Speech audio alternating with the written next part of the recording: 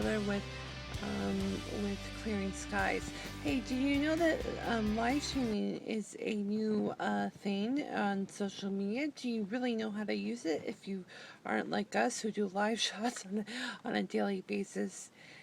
Yeah, and Luria Petrucci, one of the first video podcasters, is now teaching people how to do live streaming. Special correspondent Stephen Clickford was at the National Association of Broadcasters show in Las Vegas, Nevada.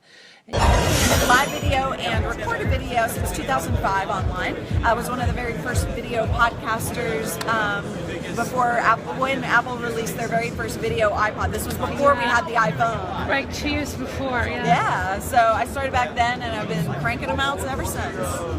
The first time that I ever did a video, I cried calling my mom. I was like, oh my gosh. And you were just being on tape. You weren't like Exactly. Okay. But you know, I've dealt with so many of our clients who've been nervous about that process.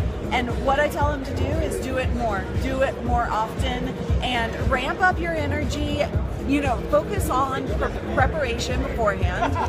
That way, you know what you're talking about. You are ready to do it regardless of what happens with live or what's going through your brain. There's a lot that happens in your brain when you're live. I need run your content, because some might think you're just evangelizing the latest and greatest trend. How would you answer that? I actually don't evangelize the latest and greatest trend. I only focus on what will help you be more professional. So there's a trend of doing video or live streaming using services that are browser based. I do not suggest doing that. I don't talk about those.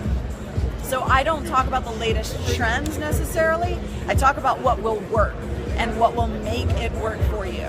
Brief, and then GeekBeat, then GeeksLife. I've since passed on GeeksLife.